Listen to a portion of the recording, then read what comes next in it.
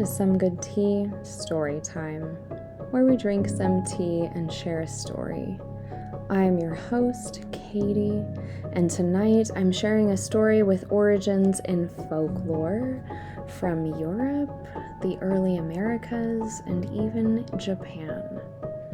While we explore this legend's current iterations and its history, I'm enjoying the tea Little Shop of Horrors by Windwood Farms. Pour yourself a cup, pull up a chair, and settle in.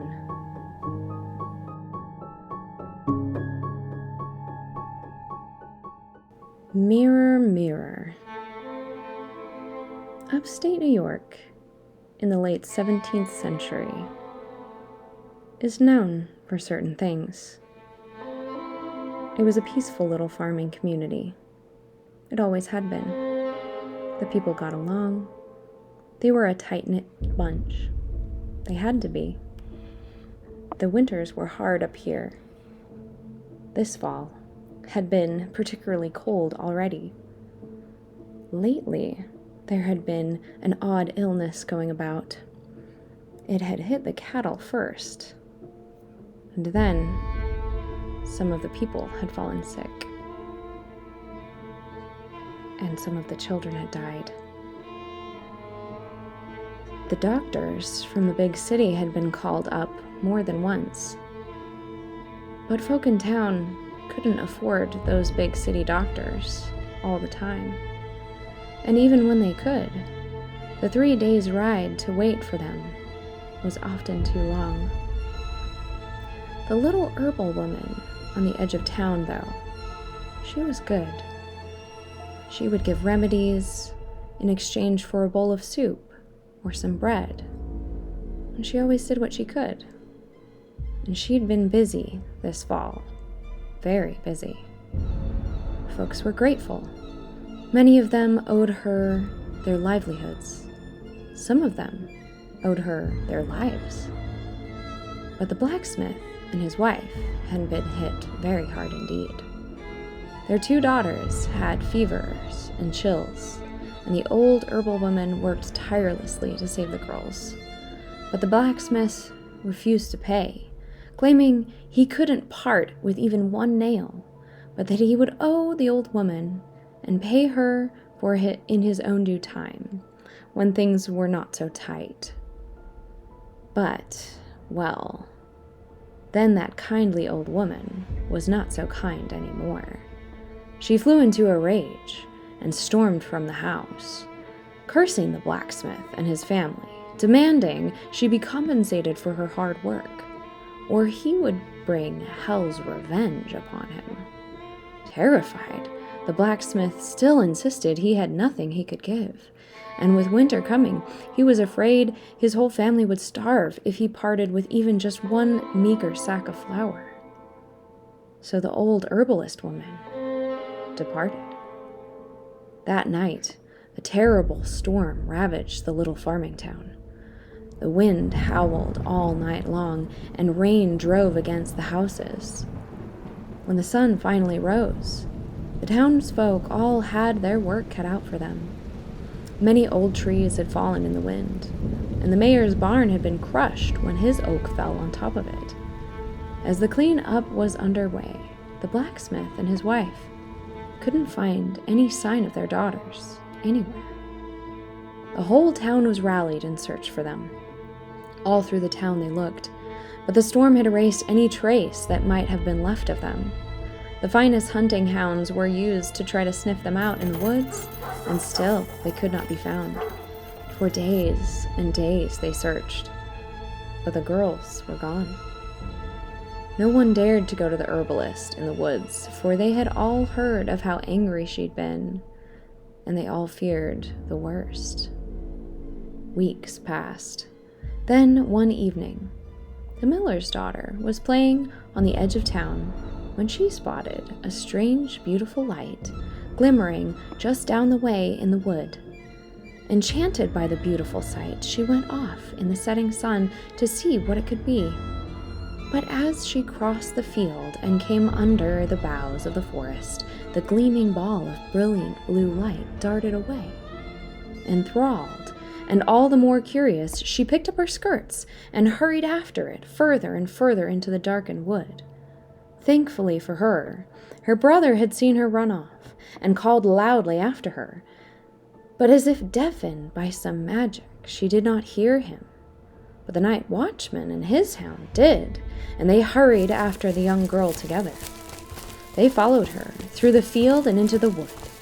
They could not see the light, and though they yelled and called for her urgently to return, she went on, skipping ahead of them, oblivious to their warnings. The woods grew ever darker about them. All at once, 3 of them came upon a large clearing in the center of which grew an enormous gnarled oak, and at its foot stood the herbalist. But she was not old and bent, as she once had been. Rather, she was tall, youthful, and beautiful, and terrible, a gleaming green light about her. Her hand was stretched out to the little miller's girl, and she would have snatched her up, if not for her brother and the watchman calling out just then. When she saw them and realized her danger, the herbalist vanished in a flash of smoke. In the confusion, the miller's son scooped up his sister, and he and the watchman hurried back to town to warn the others. That very night, they all set out. All the men who could carry a gun or a pitchfork. They gathered torches and horses and ropes. They had heard of this sort of thing in other towns, and they were afraid. But they knew now what they needed to do. The illnesses, the storm, the deaths, they knew now where it had all been coming from, and they were going to stop this once and for all. All of them knew the way to her little cabin on the edge of town. They had all traveled there often enough in the last few months for remedies and help. They had trusted her. They had wept with her. She had been one of their own, and now this. They pulled the witch from her house, her eyes red with rage, and she spit threats. But the pastor's crucifix kept the villagers safe as they bound her to the stake and built their bonfire. Once she was secure, they searched the house and grounds, and the reality of all their fears came crashing down. They found them, the blacksmith's girls. What was left of them.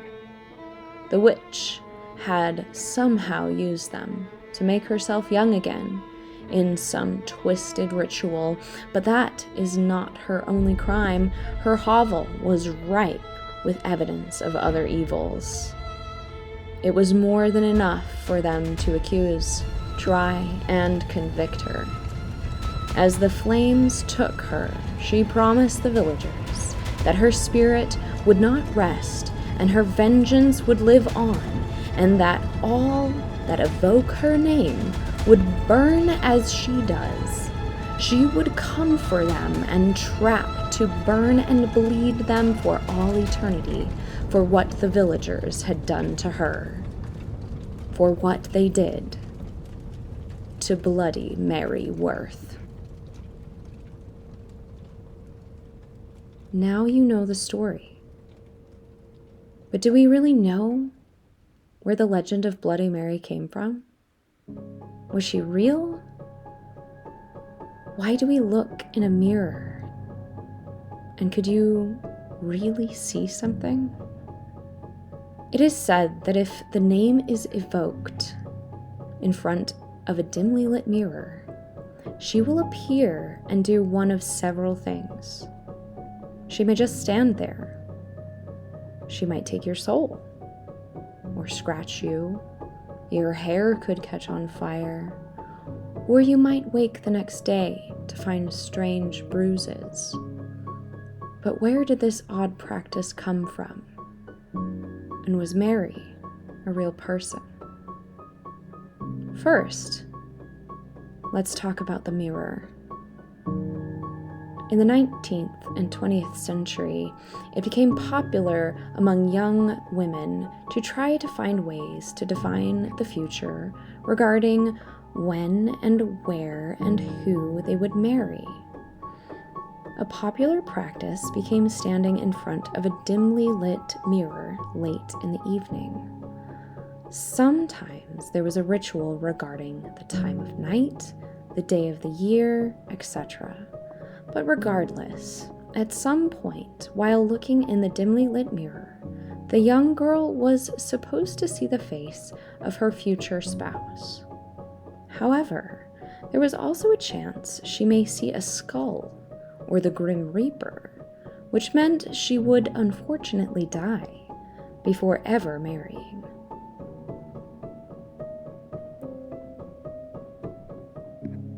The act of divining using a mirror has been popular in many cultures in folklore, legend, and myth ever since mirrors became commonly used and available. And the strange visual distortions that have been described by people who look into dimly lit mirrors for an extended period of time have actually been quite diligently studied in academia. The visual distortions and other faces seen in the mirror are a result of a misfiring of the brain's facial recognition centers, leading to a dissociative identity effect, where the viewer will see, and believe they see, a stranger's face in the mirror while they are in fact looking at their own. Other phenomenon are also believed to contribute to this optical illusion, including self-hypnosis. Regardless of the exact contributors, when experienced, the phenomenon is quite unsettling, to say the least. So now we know a bit more about how the mirror got involved, and why you might see things that aren't there. But let's talk about Mary's possible identity. The trouble with folklore and legend is that it often has many origins. So she may not actually be one person, or any real person at all.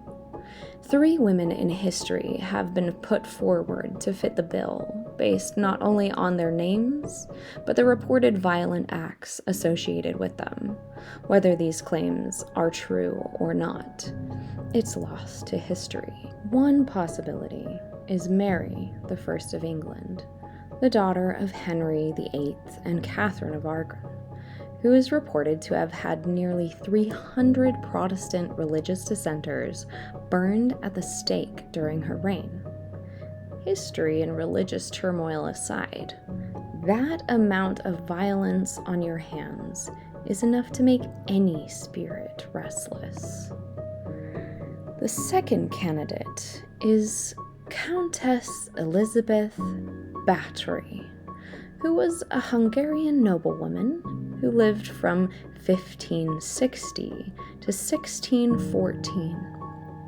She is most well known for being accused of torturing and killing over 300 girls and women who were sent to her castle to reportedly learn etiquette from 1590 to 1610. Though there was an abundance of accusations, testimonies, witnesses, and supposed evidence, many even claiming to have seen bodies with signs of torture, Elizabeth was imprisoned within her castle until her death, while her servants, who were convicted, were killed for the claimed murders. Now, I do not have the time or the stomach to give you all the details surrounding what Elizabeth was accused of, and historians have called her trial a witch hunt.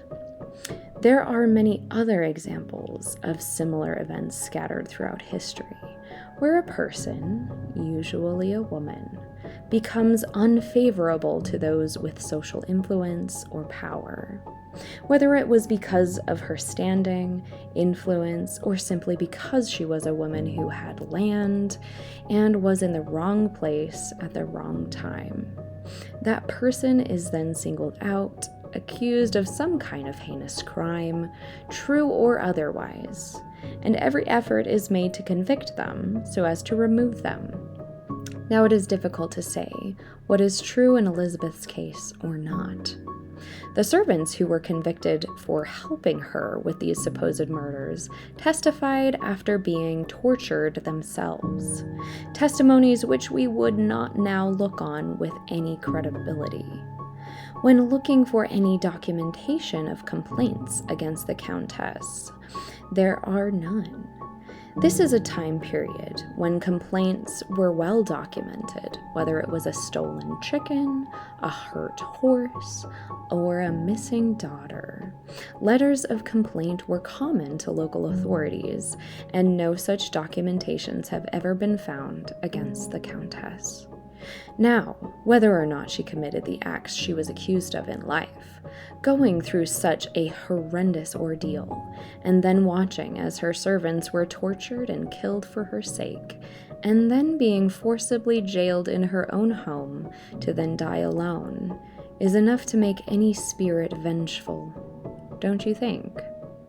If she wasn't bloodthirsty in life, I would certainly not blame her for being bloodthirsty in death. Our third and final possible source for our apparition is a woman by the name of Mary Worth. Some sources place her as working to help escaped slaves in the Underground Railroad in the American South in the 16th century. The claims surrounding her work report she killed the refugees she was supposed to have been helping. Other stories place her in New England in the 1700s, a single woman living on her own and working as a town's herbalist. She is only one of nearly 100,000 people at the time who were prosecuted for witchcraft across both Europe and the early Americas. As we already know, being accused of witchcraft, regardless of any shred of evidence, was almost always a death sentence at this time period. It was a tactic that preyed on people's religious beliefs, fears, a lack of education, and harnessed all of their superstitions to eliminate one thing, and one thing only: the other. That other is classically thought of as an impoverished woman living on the edge of town. But men were accused as well. Young girls, those with disabilities, chronic illness, rich, poor, it didn't matter. All you needed to become a target was to just be a little too different. Perhaps the real story I should have told you at the start should have gone something like this. Mary made her way down the path, walking carefully and studying the forest floor in the fading light of the setting sun. She was always on the lookout for wild mint or some mushrooms. Even some foxglove would be good to find. Her little herb garden was running low, and her harvest this year needed to be as good as possible. The town had already suffered enough with early chills and coughs going around. The poor blacksmith had felt so bad about not being able to pay the other day. But she had told him the same thing she told everyone else. She lived off the land. It took care of her, and she took care of it. She knew if she cared for the good people here, they would care for her in her hour of need. They always had. They always would. That had seemed to help ease his worry a bit. Mary kept on her way. Her cottage was not far off, but she often cut through the wood to gather along the way. Even with the setting sun, she had her lantern, and you never knew what useful treasure the forest would give you. While she was stooped, gathering some moss, she heard a twig snap and straightened up, wary. There were still bears out this time of year. But behind her, across the clearing, was not a bear. It was the miller's daughter, pale and wide-eyed. Mary straightened up, holding her lantern high. "What are you doing out here, girl? It's late. You should not be wandering in the wood." The girl, disoriented and confused, bolted. Mary called after her, but could not give chase. She's getting on in years, and even on a good day, had no mind to blunder after some star-crazed child in the wood. The girl was headed in the right direction for her home. Mary could see the lanterns of the village even from here. So, unconcerned, Mary finished foraging and made her own way back to her cabin and the stew she had waiting for her. It was several hours before the mob reached her house, before they dragged her out into the cold night, torches raised about them, all shouts and accusations. In hindsight, it was probably not well that Mary let her temper fly at first, berating her neighbors for waking her in the night, dragging her out like this in her nightgown for all of this fuss, making this preposterous claims about strange lights and evil rituals, because they were just her neighbors, her friends, the miller, the blacksmith, the parson and his wife, the baker and his sons, farmers, simple folk she cared for and that cared for her. She reminded them of this over and over, but soon her indignation turned to confusion that turned to disbelief that became fear. For they, her neighbors, her friends, tied her to a stake out in front of her little cabin, the one they helped her build.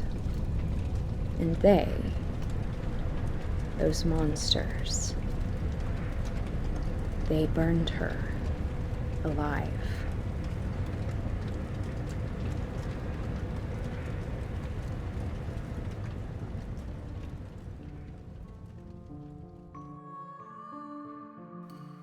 Thank you for listening to Some Good Tea, Storytime. This story was researched and written by yours truly. The music was composed with resources purchased from Monument Studios. I highly recommend them. As always, the tea on this episode is not a sponsor. We are just a fan. More about them can be found in the episode's description. If you've enjoyed this podcast, I invite you to share us with your friends and family. We grow because of wonderful listeners like you. This is all we have time for tonight, but we will talk at you later.